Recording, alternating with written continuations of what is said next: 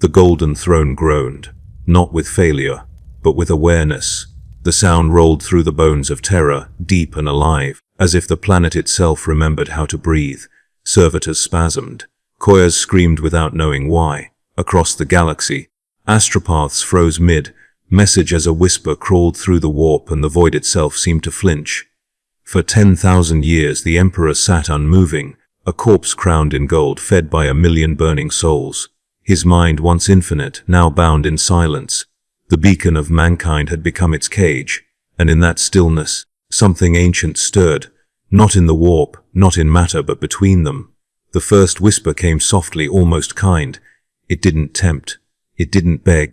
It simply asked a question. Was this worth it? 10 millennia of suffering, 10 millennia of sacrifice, humanity fractured, blinded by its own worship. The Imperium, his Imperium, was no longer a dream of unity, but a monument of control. Faith had replaced truth. Devotion had replaced progress. The Emperor had built an empire to save mankind from chaos and instead had become the reason it endured. He had starved the gods by becoming their feast. Somewhere beyond perception, the warp rippled in amusement. It didn't speak. It didn't need to. The doubt blooming in his thoughts was invitation enough. He looked into the immaterium, and the reflection stared back. Khorne's throne of skulls. A mirror of Terra's endless wars. Tanch's labyrinth of deceit. No different from the endless lies of imperial bureaucracy.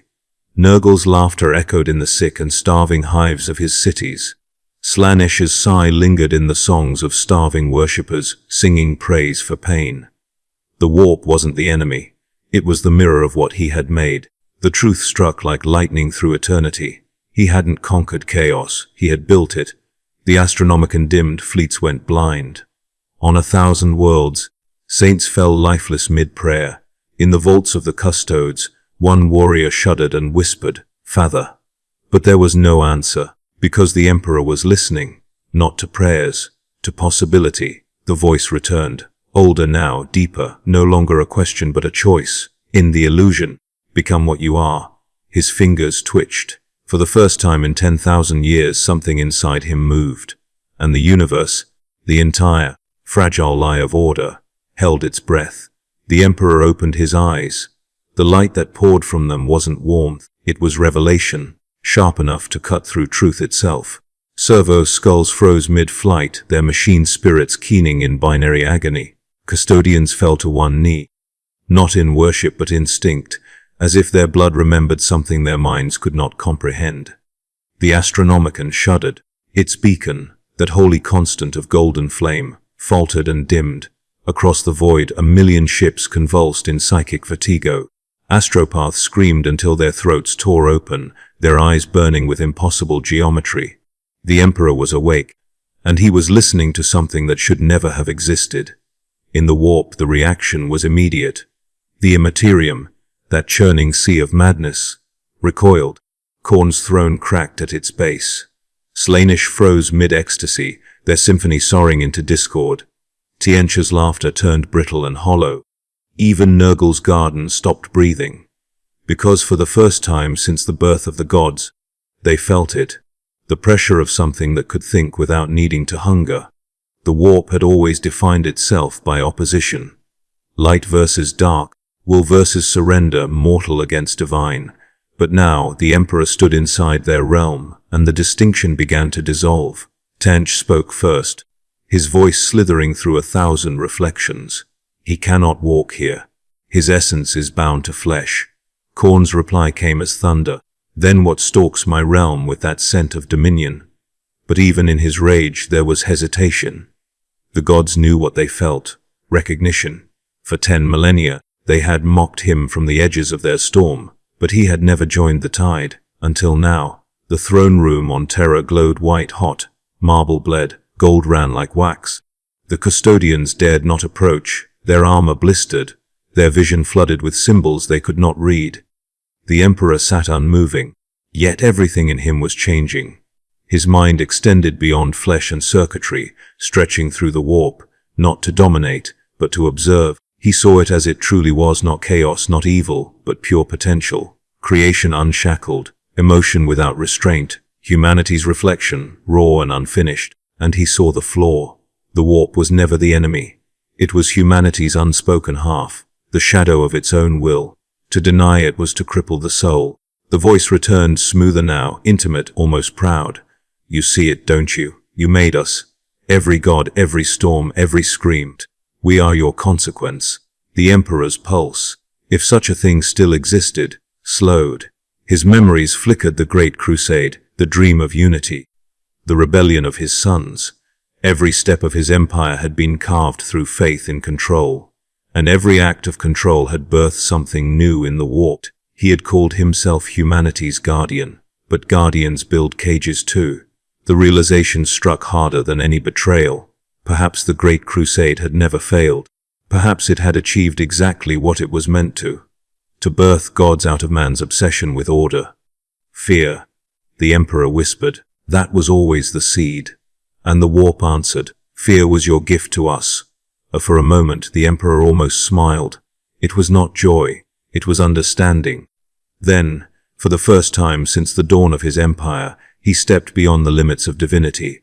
His essence rippled outward, threading through madness, through pain, through the fabric of unreality itself. And in that instant, the gods of chaos stopped being certain who they were. The Emperor drifted deeper into the warp, leaving the faint echo of humanity behind. His body on the throne had become irrelevant now, a husk of gold and bone. His awareness spread like a tide of thought, threading through the madness of gods. Khorne felt him first. The blood god rose from his throne of skulls, rivers of red boiling under his feet. The roar that followed split eternity. You dare walk here, corpse king. The Emperor's voice carried no echo, no heat, only weight. I walk nowhere. I am everywhere. Khorne's laughter was thunder. Everywhere is mine! He swung his colossal axe, a weapon forged from hatred itself, splitting the warp in half. The blow should have ended everything it touched. It didn't. The axe shattered. The shards became stars, flaring and dying in the same breath. Khorne froze, staring at his own reflection in the Emperor's eyes. A reflection that looked too calm to hate. I made you, the Emperor said. Every war I fought, every crusade I blessed, every soldier who killed for peace, all of it built your throne. Khorne's fury faltered for a moment, replaced by confusion. You are no maker. You are prey that refuses to die. Then what are you without prey? The question landed like a weapon sharper than any blade. The warp convulsed. For the first time, Khorne's rage felt smaller than silence. But silence never lasts long here. Tiench slithered into view, his form a kaleidoscope of lies and futures. Magnificent, he whispered. Even in rebellion, you fulfill my design. You unmake the pattern only to reveal another. My perfect contradiction. The Emperor turned to him slowly, his golden aura bleeding into the impossible hues of the warp. You mistake chaos for creativity. I see now. You were never the god of change, only the god of excuses. Zench's feathers twitched. And what are you then? The god of hypocrisy, the maker who hates his own clay. The Emperor looked past him toward the infinite storm.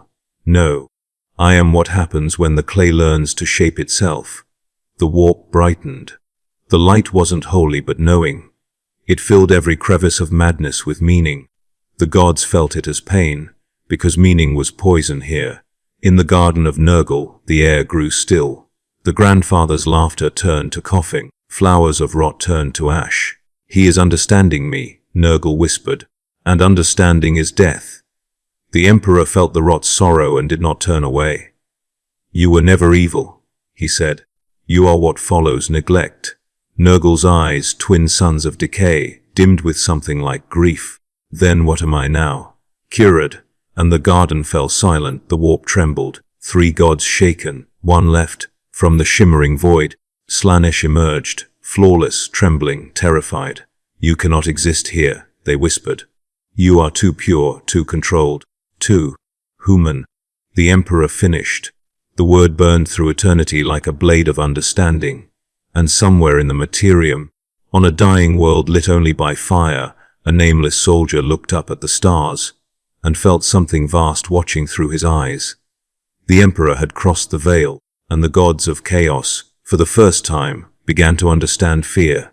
The Emperor moved deeper, and the warp moved with him. Every pulse, every breath of that impossible realm seemed to bend toward his will, not in worship but in recognition. Where he passed, storms went still. Realms that had screamed for eternity fell quiet, as though creation itself had remembered the sound of restraint. He reached a place where the warp folded in on itself, where madness condensed into geometry. A place that wasn't a place. The heart of the immaterium, the axis around which every god's dominion spun. There, the four gathered. Khorne towered like a mountain of rage, molten rivers spilling from his wounds. Tench shimmered beside him, his form fracturing into impossible patterns that refused to hold shape. Nurgle smiled through the rot of his garden, his joy already cracking beneath unease. Slaanesh stood furthest away, perfection trembling, beauty beginning to bleed. The Emperor said nothing. He simply was. The silence stretched, even here. In the realm where silence had never existed, it held. Tanch broke first. "You do not belong here," he hissed, each word rewriting itself as it was spoken. "Your flesh cannot contain the paradox of our truth." The Emperor's gaze turned toward him, and for a moment, all futures stopped moving. "Your truth," he said softly, "was born from my denial. You are the noise my order made when it tried to silence itself." Slaanesh's voice followed, trembling with something that might have been desire or fear. "You think to understand us, you, who crushed joy beneath duty and called it perfection." The Emperor stepped closer, his aura dimming to something almost human. "Perfection," he said, "was never holy. It was cowardice wearing discipline's mask." Slaanesh flinched, their flawless face cracked, a hairline fracture down divine beauty. Khorne's roar split the stillness. Enough! His axe ignited again, forged from the will to destroy. No god of man dictates my nature! I am the war in his heart, the blood on his hands. The Emperor did not move, then bleed. The axe fell, but this time it didn't shatter. It dissolved, its edge softening into light, its handle into smoke. Khorne's fury poured through his fingers and vanished into calm, leaving only the faint echo of battle. He staggered, disarmed not by power, but by purpose lost. Nurgle watched it all and laughed, a deep, wet laugh that echoed like dying thunder. There it is, understanding, and with it, despair. You've seen too much, little Emperor. Even gods rot when they learn. The Emperor turned to him last. Then let us rot together. And he stepped into the garden. The air thickened, cloying with the scent of sweet decay. Flowers of puss and bone bent toward him, their whispers turning into prayers. Each step he took caused new growth, but not of rot, of transformation. The diseased leaves grew veins of light. The rivers of filth turned clear. The ground healed beneath his feet. Nurgle's grin faltered. You bring death to death itself. That is cruelty even I do not know. The Emperor placed a hand on the god's chest. Not death, renewal. The garden went silent. No more buzzing flies, no more laughter. Only stillness, peaceful, heavy, complete. The Emperor turned back toward the others, his aura no longer golden. It pulsed with the color of creation. Every color at once, every tone of emotion unfiltered by fear or worship. And for the first time in eternity, the gods saw what they truly were. Reflections. They had never been his enemies. They had been his children, malformed, abandoned, forgotten. Born from the emotions he refused to bear. He had come not to destroy them. He had come to bring them home. But the warp does not forgive unity. As he reached toward them, the sea of madness trembled. The laws that bound unreality cracked under the weight of reconciliation. Because if he succeeded, chaos itself would end, not through war, not through victory, but through understanding. And the warp, ancient, primal, alive, would not allow that. It screamed. Every god turned, every realm shook, and from the deep void between madness and meaning, something older than them all began to wake, something that even chaos feared to name. The warp convulsed like a living wound. From the depths where even chaos dared not look, a shape began to stir. It had no face, no form, just pressure, the sense of before gods, before will, before thought itself. The ancient consciousness that had slumbered through the ages was awakening, roused by what the Emperor had done. The chaos gods turned as one. their hatred forgotten for an instant, replaced by something that looked dangerously close to fear. "What have you brought upon us?" whispered Tzeentch, his voice fractured across realities. The Emperor did not answer. He was already looking into the abyss, studying it like a scientist observing a reflection. "Not brought," he said at last. "Revealed." It rose higher, its presence blotting out every color the warp could invent. Even Khorne fell silent. Nurgle's laughter withered. Slaanesh's perfection fractured into glass. The gods had always called themselves eternal, but this thing made eternity seem brief. The Emperor felt it watching him, not as a rival, not even as a god, but as a teacher unimpressed by a child's lesson. It spoke without words, its voice woven from gravity and despair. "You have broken the circle. I've completed it," the Emperor replied. The void's pressure deepened. "Completion is death. Chaos was life, movement, struggle. You have made stillness." He looked around at the trembling gods. "I have made balance." The void's presence shuddered, its outline hardening into something barely perceivable. The first shape the warp had ever rejected. "Then you have made error." The Emperor's eyes blazed. "Then so be it." The thing moved closer, not walking, not flying, but arriving. Where it passed, the fabric of the warp crystallized, freezing thought and emotion alike. Tzeentch's realm turned to glass, his plans encased in transparency. Nurgle's garden stopped growing. Slaanesh's symphonies ended mid-note. Khorne's blood rivers ran still, clotted into iron. The Emperor stood unmoving as the silence reached him, his aura once blinding dimmed to a soft human glow. The thing paused, curious. "You would oppose peace itself?" it asked. "I would oppose perfection," the Emperor said, "because perfection kills the need to become." For the first time, the void hesitated. The warp, for all its madness, had never heard defiance spoken so softly. Khorne took a step forward, his cracked armor flaking gold dust. "He defies the end." "He always did," whispered Slaanesh, trembling. "Even against us." The Emperor extended his hand. Light pulsed through the stillness, golden veins spreading across the frozen storm. The immovable void began to shatter. Cracks ran across reality itself, each one glowing brighter than a dying sun. Within those cracks, motion returned. Chaos. Life. The thing roared, not in anger but confusion. "You cannot unmake stillness!" The Emperor smiled. It was small, human, and impossibly certain. "I can remind it to breathe." And with that, he exhaled. The golden light surged outward, pushing through the frozen warp. Motion returned to madness. The storm began to move again, not as destruction, but as rhythm, a pulse, slow and deliberate, the heartbeat of creation itself. The void recoiled, fracturing into a million pieces, and as it broke apart, its voice whispered one last word, echoing through the immaterium like prophecy. "Then you will never rest." The Emperor stood alone amid the returning storm. His golden light flickered once, not faltering, but breathing. He had won nothing. He had restored everything. But far beyond the edges of that storm, something lingered in the quiet places where sound could not reach. A remnant of the void, watching, waiting. Because balance, no matter how divine, always comes with a shadow. And that shadow had just learned his name. The warp trembled with motion again. The frozen eternity he had shattered began to flow, but not as it once did. No longer a tempest of pure madness, it now pulsed with rhythm, like a heartbeat. Creation's heartbeat. Each thrum sent ripples through the immaterium, twisting realms into new geometries. The Emperor felt it, the change moving through everything, even himself. His light was no longer gold. It shifted with every thought, bronze, crimson, violet, obsidian. The very language of divinity was rewriting itself around him. What he had once seen as corruption now looked like translation. Chaos wasn't infection. It was vocabulary. And now, he was learning to speak it fluently. The four gods circled in the distance, reduced and restless. They could no longer predict him. They couldn't hate him either. Every emotion they threw at him came back reflected, purified, stripped of meaning. Tzeentch tried first.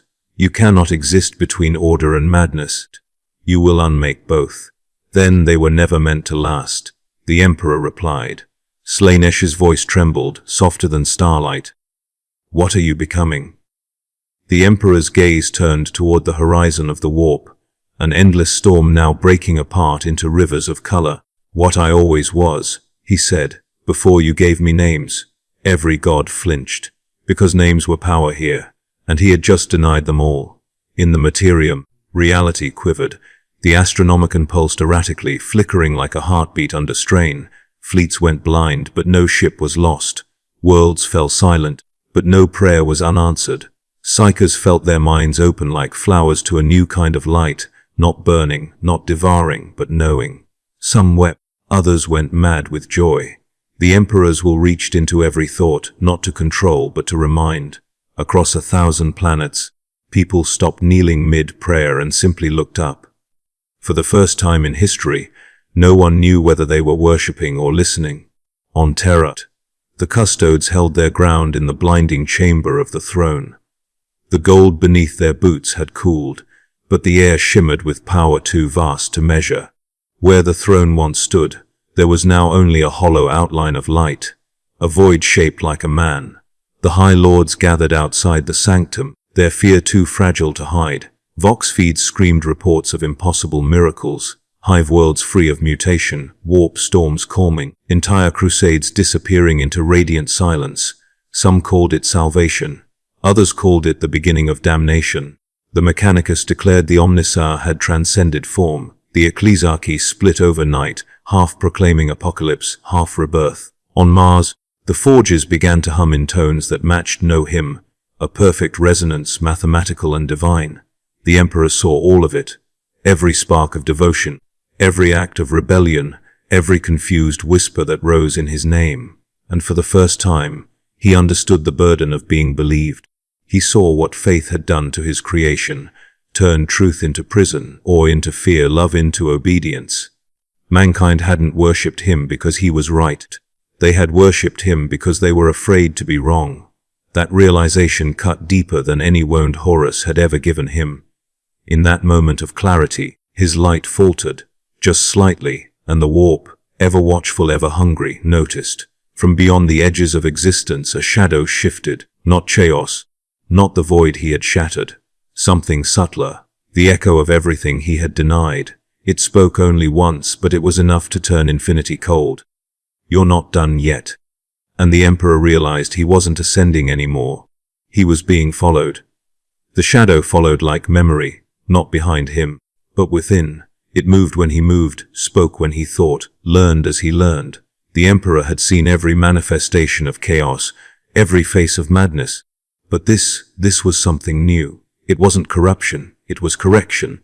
It whispered in the silence between his thoughts. Not a voice, a reflection. "You fixed them," it murmured. "You cured decay. You taught hunger to starve itself. You gave rage reason and desire restraint. But tell me, Emperor, who heals you?" The words stung, not because they accused him, but because they were true. For all his control, he was still alone. For all his understanding, he was still human, a being defined by purpose, addicted to it. Without an enemy, what was he? He drifted through the warp, no longer as conqueror but as observer. The storm had calmed, yet in that calm, he began to feel something strange, fatigue. Divinity demanded motion. Stillness was its poison. He felt the lives of his species flickering through the materium. Billions of humans still afraid, still praying, still killing in his name. Despite everything he had changed, they hadn't stopped believing he sat upon the throne. They still saw him as a god of war and order. It was then he understood the cruel symmetry. He had freed the gods of chaos from their hunger, but mankind remained chained to his. The warp rippled with laughter, quiet, cruel, familiar. Tancha's tone. "You cannot escape your own myth, old man. You gave them faith to save them from despair. They built a prison from your name." The Emperor's reply was soft, but it carried through eternity. "Then I'll tear it down." Slaanesh appeared beside him, beauty cracked but not gone. "And what will be left when you do? Mortals without gods, a galaxy without worship, maybe," he said. "They'll finally learn to need themselves." Nurgle's voice followed, slow and warm. "Ah, but they need to believe. Without that, they rot from the inside." The Emperor's gaze hardened. "Then let them rot. Rot is still life." Khorne's laughter boomed across the void. You sound like me now. Perhaps, the Emperor said. Perhaps I always did. For a long time, none spoke. The warp was alive again, but quieter, like a wounded animal unsure whether to lash out or heal. Then came the pulse, a single vibration through every plane of existence. Not chaos, not void, something in between. The Emperor turned toward it. The shadow that had followed him was no longer whispering. It was speaking. You made balance, it said. Now watch what balance demands. The warp dimmed. Across the materium, stars flickered. Light bending inward as if space itself was inhaling. Reality trembled under the weight of something unseen. The custodes on Terra felt it before anyone else. The faintest heartbeat beneath the marble, the sound of equilibrium turning into tension. The Emperor looked down at his own reflection in the warp, and saw it blink back at him. Not chaos, not himself. Something older than both. It smiled. And for the first time since the dawn of mankind, the Emperor felt fear.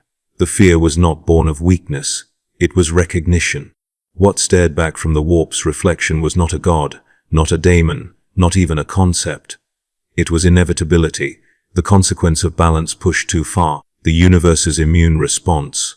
The reflection stepped closer, wearing his face but stripped of light.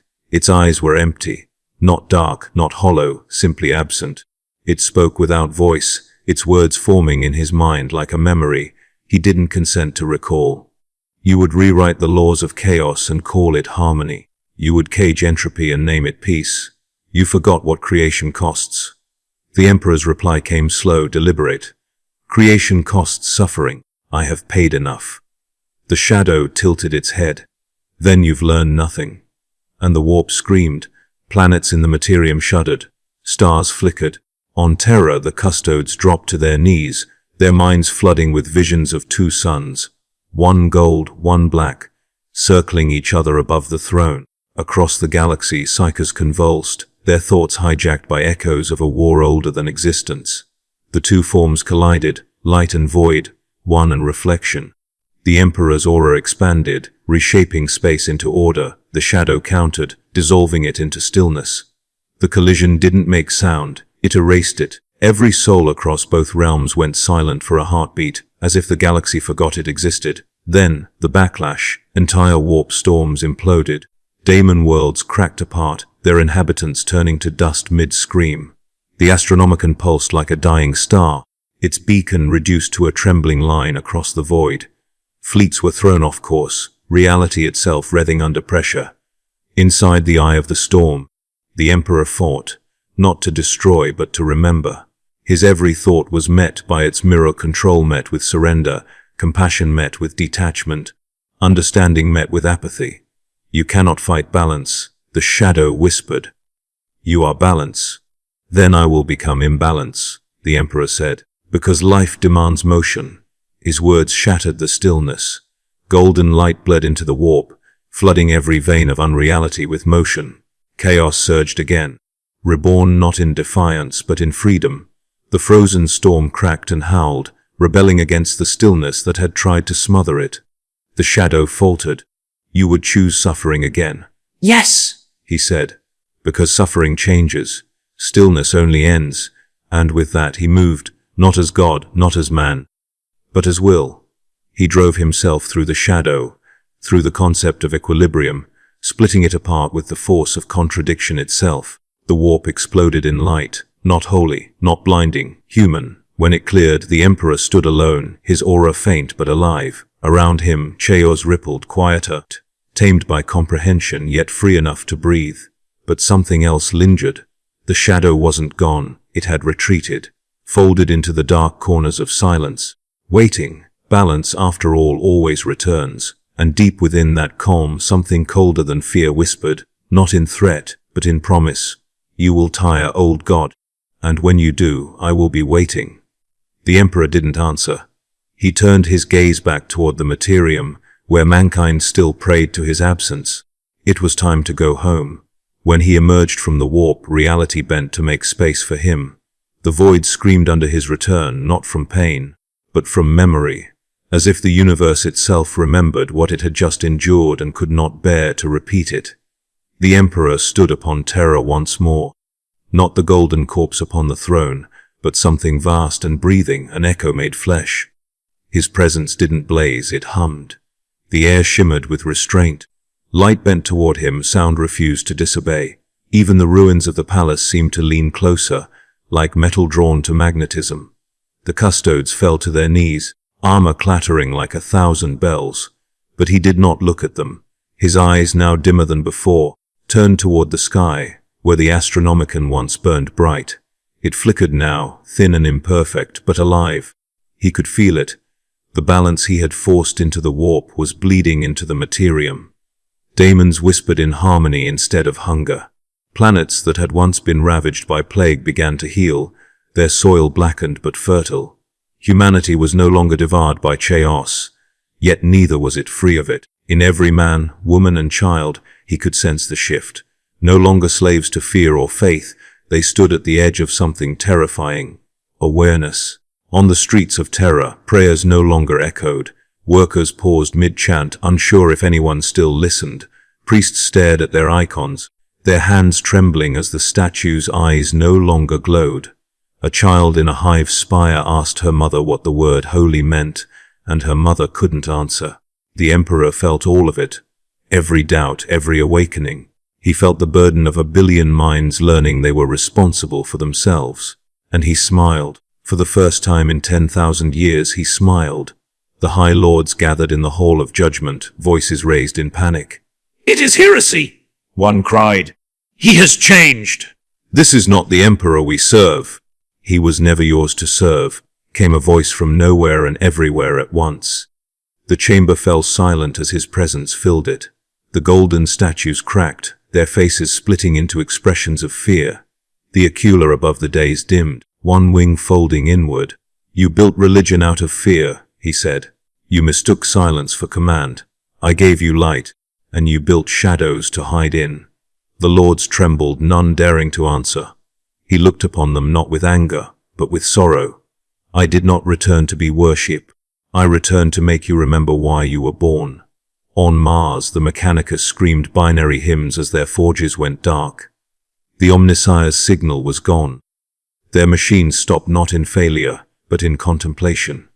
For the first time in recorded history, the machine's spirits whispered questions instead of answers. In the eye of terror, the gods watched, shrunken, silent, afraid.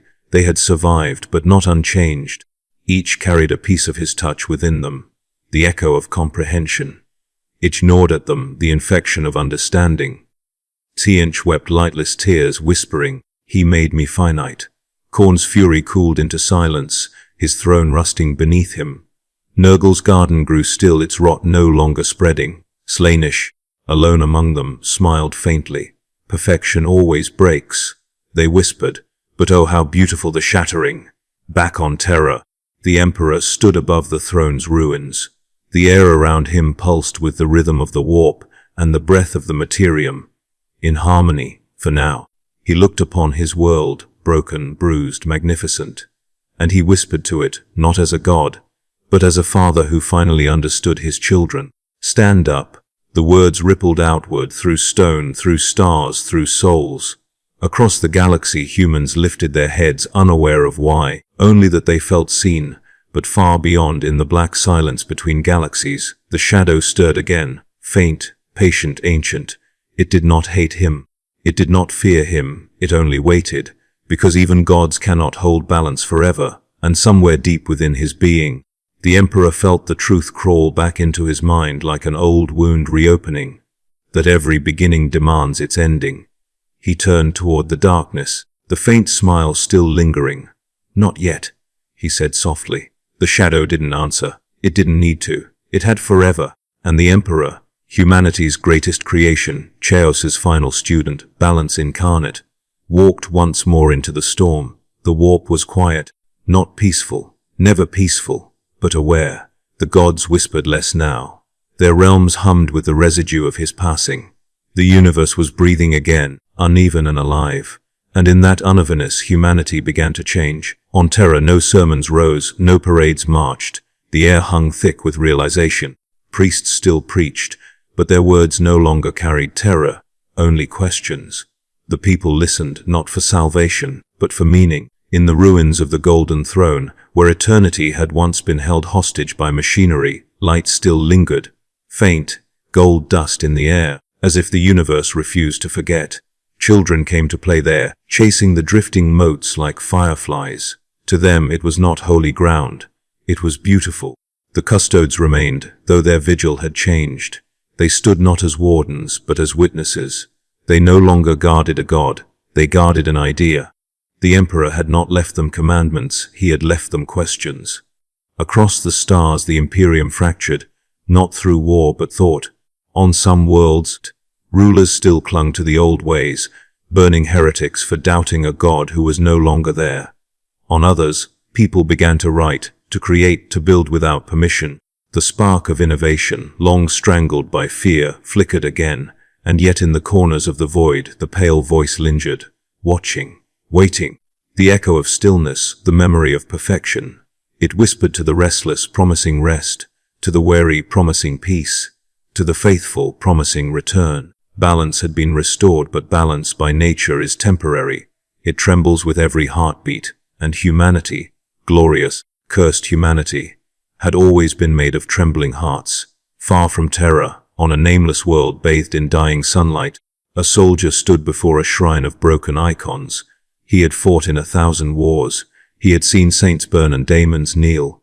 And still, he didn't know what to believe. He looked up at the sky and whispered, "Are you still watching?"